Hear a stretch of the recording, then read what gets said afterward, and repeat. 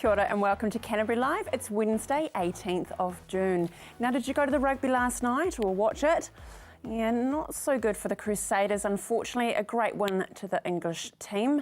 Todd Blackadder not too happy, but hey, onward and upwards, isn't it, for the rest of the season. Now, our Open today has a bit of an English theme, and we start off with two very special Brits with their birthday, and the first is Sir James Paul McCartney, and there he is looking very young and dapper there. He is 72 today. Incredible. Of course, Paul has been recognised as one of the most successful composers and performers of all time, with 60 gold discs and sales of over 100 million albums and 100 million singles of his work with the Beatles and as a solo artist. More than 2,200 artists have covered his Beatles song Yesterday. He has been married 3 times and is a parent of 5 children. The song we're playing now is Hey Jude, and that was written by Paul to comfort John Lennon's son Julian during his parents' divorce. And on a happier note, we named our youngest son after the song Jude. Next up, Delia Smith. Delia Smith, of course, is an English cook and television presenter known for teaching basic cookery skills in a no-nonsense style. She's the UK's best-selling cookery author with more than 21 million copies sold. She's also famous for a role as joint majority shareholder at Norwich City Football Club. Her partner in the shareholding is her husband, and they've been tallied as the saviour of the club before it headed into bankruptcy. So many happy returns for her. She's 73 today. Now for all the 80 babies and children, take a look at this.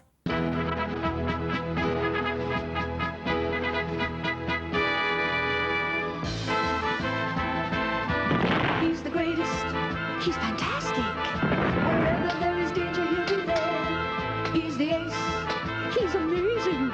He's the strongest, he's the quickest, he's the best.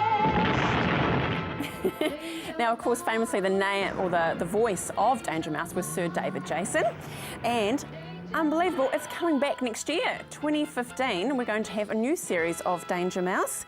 The secret agent and his assistant Penfold were one of the most popular cartoon pairings of the golden age of cartoons, and the CBBC has commissioned a new series. The series will be co-produced and animated by the Dublin company Boulder Media. Too cool. Good times. Well, coming up on today's show, we're back out to Rangiora Vet, where we see one of the animals spayed. And also Anthony Goth is in, and we're talking the Central City, one of his beloved loves. But first up, we're talking about the Home and Family Christchurch group, and I'm joined now by Philip Duval, and we're talking about a wonderful day that's coming up. Welcome to Canterbury Live, Philip. How are you? Thank you very much, Andrea. I'm very well indeed. Great. Well, you have a big role. You're the president, aren't you? I am the president, which is in effect the chairman of the board of Home and Family, so it's a privileged role, I think. Now, talk to us about Home and Family. What is Home it? and Family, as many of your viewers probably know, has been going for over 100 years. We're into about our 107th year. We started off as the Society for the Protection of Women and Children, and that name changed as the years went by. What we do now is focus on counselling for children, adults, parents, families generally, that sort of thing. So that's an important part of our role at the moment. And secondly, we have 24-hour supported accommodation for mothers and babies, but also for fathers as well, not in the same accommodation but nearby, so that our social workers can work with them to sort of rebuild their families.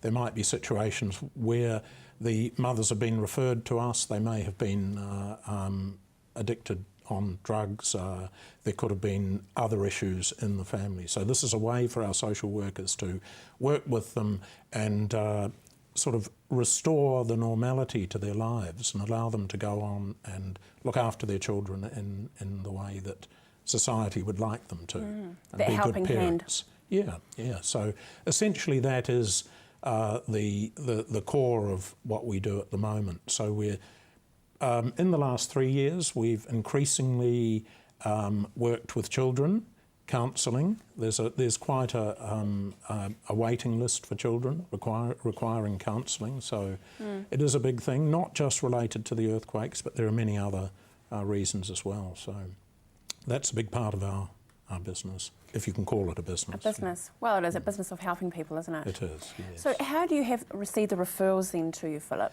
We do get referrals from child, youth and family. Right. We get people coming in off the street, so to speak. We also get other social service agencies referring people on to us. We do work very diligently and as proficiently as we can to serve the needs of the community, and I think that's evidenced in the increasing amount of work that we're getting, which is a sad thing to admit in a way that we're required, but we are respected by others in the industry and government agencies, so constant amount of work is coming in for our counsellors and our social workers, but the results are good to see, and we're putting something back into the community. We have a fantastic team, great team, but just like all charities, we need to raise money. And that's what I was about to say. So how do you fund? Well, a major part of our funding is grants and donations. We have applications in every month of the year to various trusts and foundations, and they provide us with the main sort of income.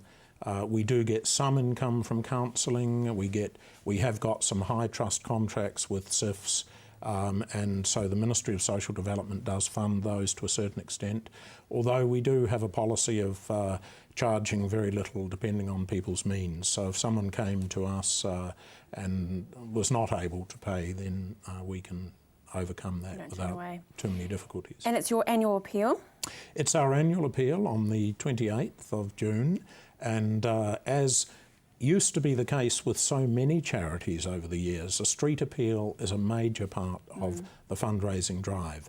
It's ceased to be so for many organisations, but we, because our profile is not as high as some of the top-of-mind charities in the country, we believe the street appeal is an important way of engaging with the public and getting our message out and lifting our profile. So whilst we don't make a lot of money out of it, it's a very worthwhile endeavour, and it's important to us every year to get that message out. So we've got a wonderful team of volunteers from all parts of the community, along with our own staff members who will be out there on the day, giving up their time to try and raise just those extra dollars that we so very much need. And the Artisan Market Day? Well, that's on the same day, and that's at Avebury House, which is Evelyn Cousins Ave. I think many people in Christchurch know Evelyn Cousins Ave. It's an unusual name, but it's also a grand old building that's been rescued and renovated, and so it's a great place to go just to spend time. And on this particular occasion, this sort of links in with our street appeal, and it's an opportunity for people to enjoy some of the things on offer there on that day. And what can we expect when we go along? Oh, I think you can expect a lot of different items and crafts and things like that.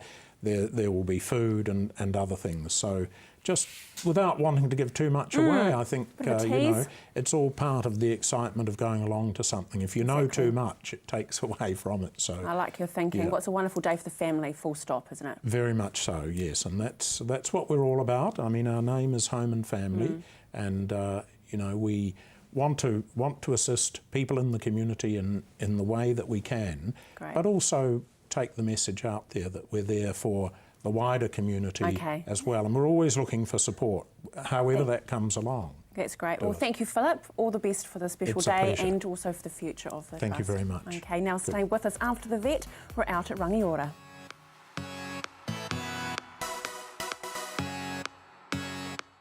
CTV News and Weather, first at 5. Be the first to find out about the rebuild, local politics, business, sports, culture and community. CTV News and Weather, first at 5, only on CTV. Blackwells has a proud history presenting leading vehicle brands, extensive backup and service for a total one-stop driving experience. Holden, Mazda and HSV new and used vehicle sales, servicing, parts, paint and panel, Isuzu truck sales and service, all together in one convenient location. More selection, more value, more quality and more reasons to make Blackwells your #1 choice. Visit Blackwells today, corner Waterloo Racecourse Road, Sockburn, or online at blackwells.co.nz. Come in and meet the locals at the Bush Inn Centre. Whether it's to grab a coffee on the go or to catch up with a friend over lunch or dinner, the Bush Inn Centre is the perfect place. With our unique range of shops, you'll find everything you're looking for and more. Our friendly locals are always happy to help. We have plenty of parking at the Bush Inn Centre, making your shopping experience just a little bit easier. So come in, meet the locals and shop Bush Inn. You'll find us on the corner of Riccarton and Waimari Roads. Building, renovating or redecorating? Visit the Star Home and Leisure Show with KiwiBank. Win a sparkle from Four Seasons Home and Leisure, cooking demonstrations from MasterChef finalist Beck Stanley, a show full of ideas and inspiration. The Star Home and Leisure Show, CBS Canterbury Arena. My son's helped me greatly with my independence now that I've got more mobility. Mum, I've been looking into stand assist chairs from More Mobility. They recline back with a footrest, then when you want to get out of them, they stand you up. You can even sleep on them. More Mobility can bring one out for a free trial. There's even electric beds too. What do you think? For more range and more expert advice, see More Mobility, corner Clarence and Princess Streets off Blenheim Road. What a difference more mobility makes. Have you seen something you like? You can purchase a copy of CTV's own shows so you can watch them again and again. So give us a call on 3777 033 and order a copy today. Drive It showcases the new arrivals to the motoring world, comparing and testing the latest models to discover which one is the best. Drive It, Sunday afternoons at 2:30, only on CTV.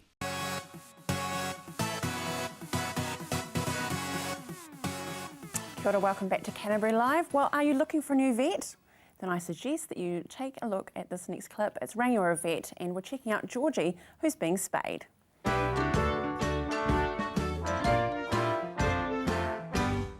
Today out at the Rangiora Vet Centre, 7-month-old Georgie is in for a delicate procedure. Hello, you must be Georgie Puss. You're a bit scared, darling. What's the appreciate? Why should you spay your cat? The main reason is in cats. Obviously they can go out and get pregnant quite easily. They're notorious little breeders, and they can become sexually active from 6 months upwards. Normally it's around the 7 to 9 month mark, but we have seen kittens as young as 6.5 months that are actually pregnant. So obviously it's a bit different with cats because you can't pick who the father is.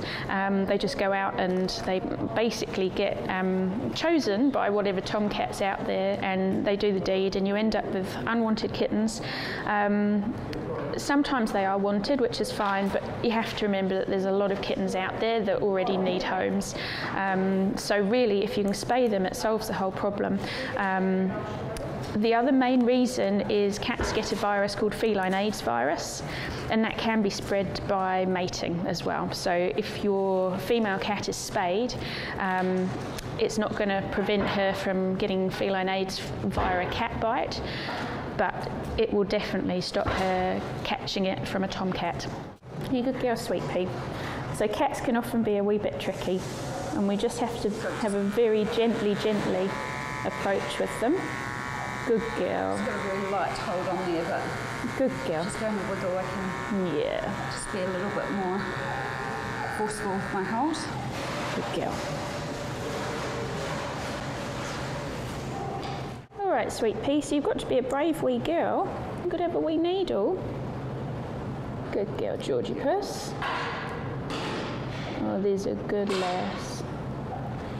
So we're into the vein. We're just going to inject that. There's a good girl. And in a minute, she will just go sleepies. Oh, there you go, honey.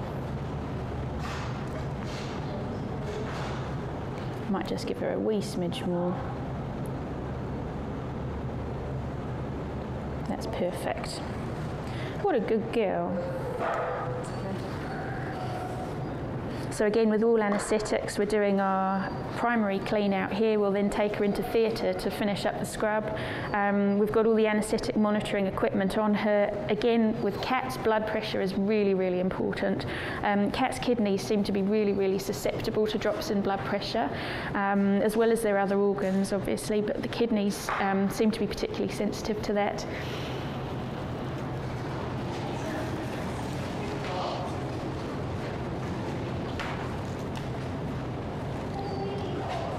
So this is my sterile surgical kit for a cat spay. There's a few more instruments in here than in a dog neuter or a stitch kit.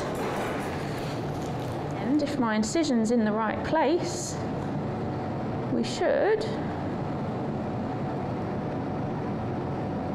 be able to have the ovary, it should be just sitting about there. So that's it there. So that there is the cat's ovary. That's all the little blood vessels that attach it to the body.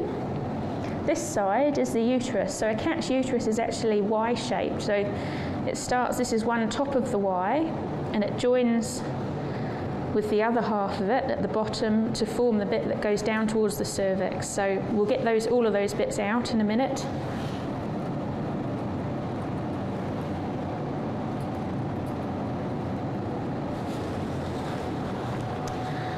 And as you can see, there's not too much of an obvious wound there. And that should heal quite nicely as long as she leaves it alone. So we'll get her cleaned up and into recovery.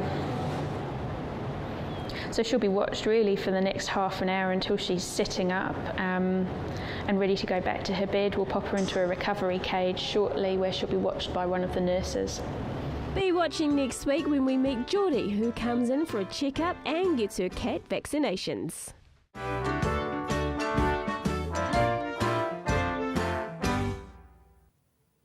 Wasn't Georgie a brave pussy, the poor soul?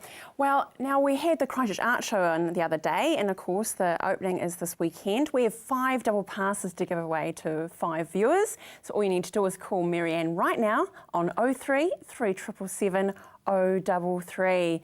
Talking of art and colour, I'm joined by the very colourful Anthony Goff after the break.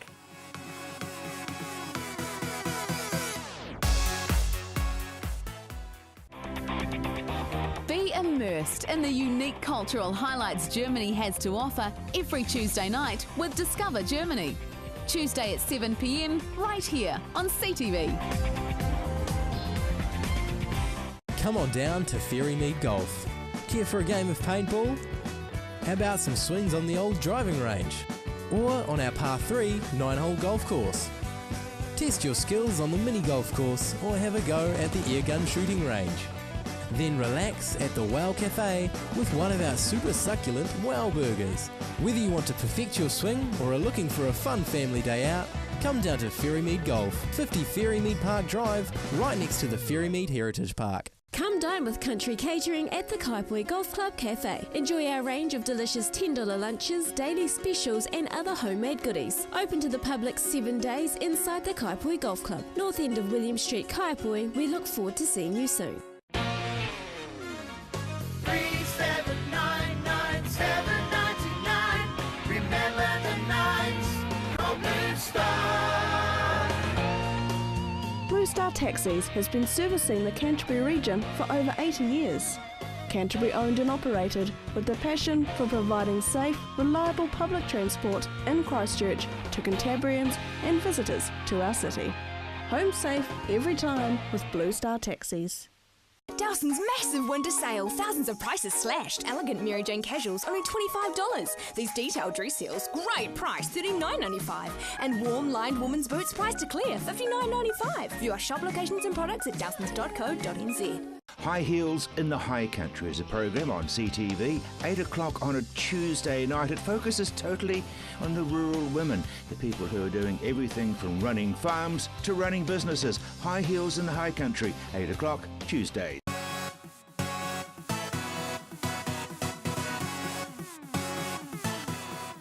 Welcome back to Canterbury Live. Well, he may not be an ambassador, but I think he's a bit of an ambassador for the city centre, and that's Mr. Anthony Goff, looking absolutely fab there in pink. Sort of matchy-match, aren't we? Got the pastels going on. It's not too bad. There. And you talked about that no one ever gets to see your shoes, so you need to do this right now. Look at camera 2 with those shoes. They're a bit too fabulous. Look at them. Look at them. Divine. Top to toe. It's great. Yeah, so, and matching pink socks, you'll notice as well. Well, I was actually going to ask if underwear as well, but we'll leave it there. Oh, it's not a family show, that's right. Well, is it?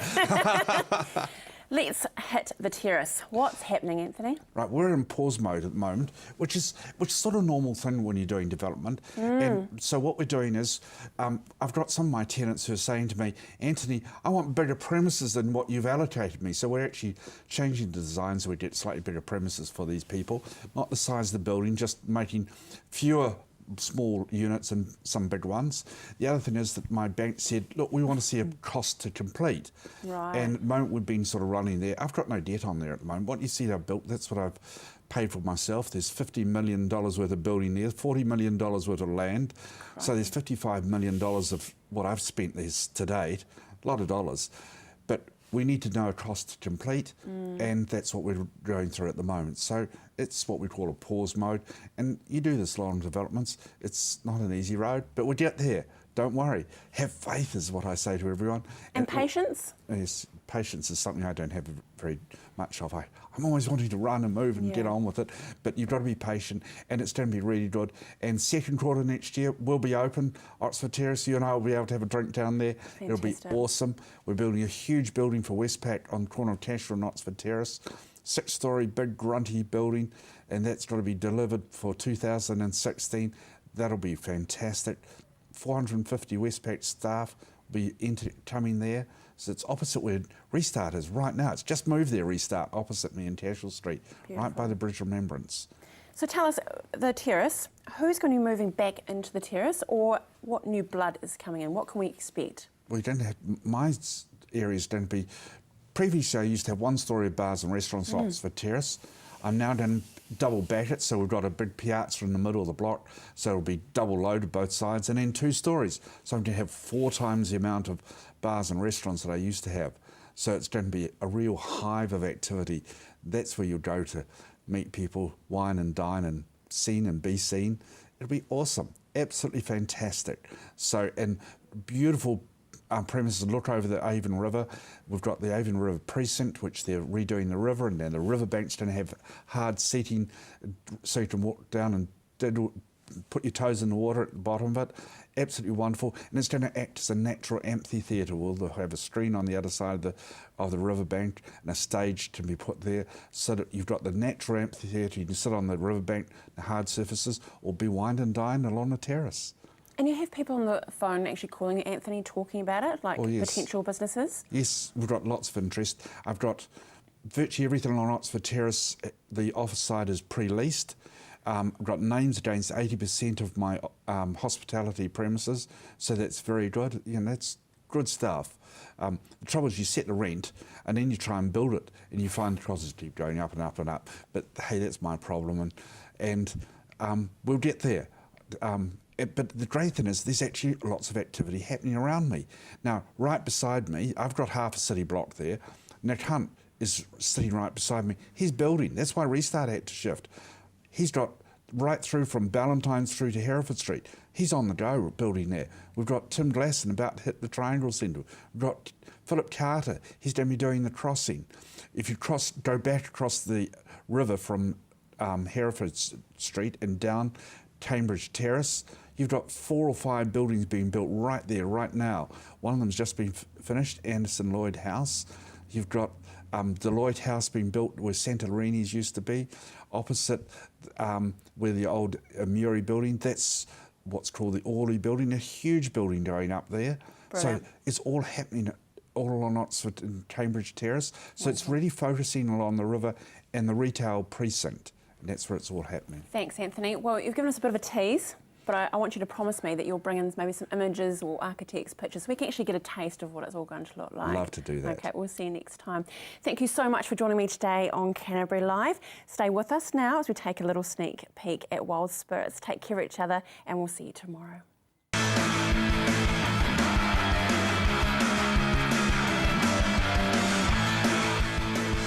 This week on Wild Spirits, we bring you the Micro Extreme and the Red Bull X-Row.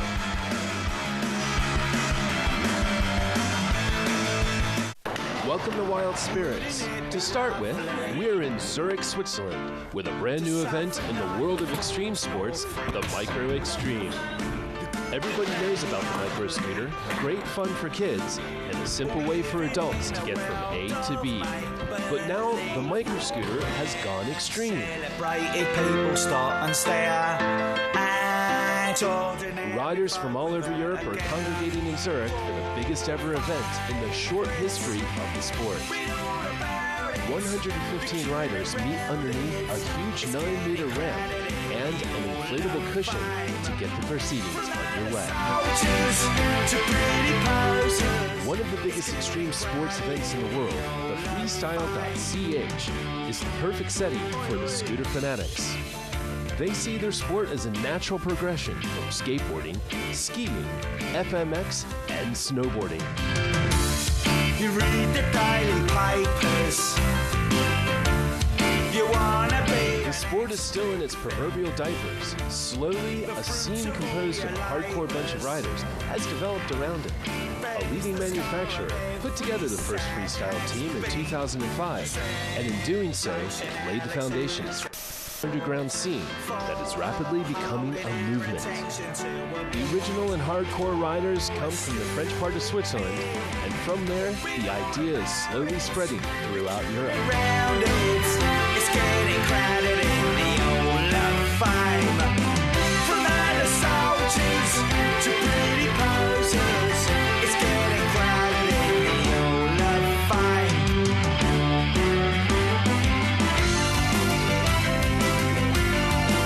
Skateboarding and inline skating are still the most widely spread of the freestyle sports, but the next generation is increasingly open to new forms.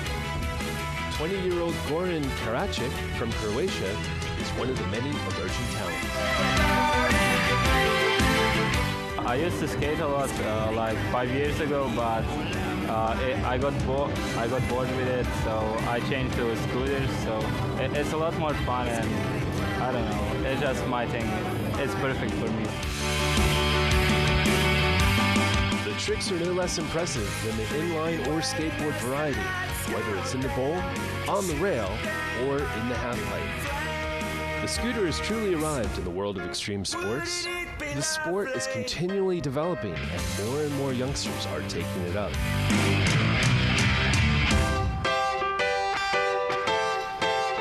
Here we can see some of the pioneers of this fledgling sport, including Michael Kayas, who has various video appearances and is one of the best-known riders on the scene. With his help, a true youth culture is being created. Spaniard Joan Costa Fade. He's only 14, but already mixing it with the older riders. Another Spanish connection, Javi Trepat, is from Barcelona. Read all about it. It's getting crowded in the Frenchman Francois Maxime Legrand is another star in the elite, strutting his stuff at the main event in Zurich.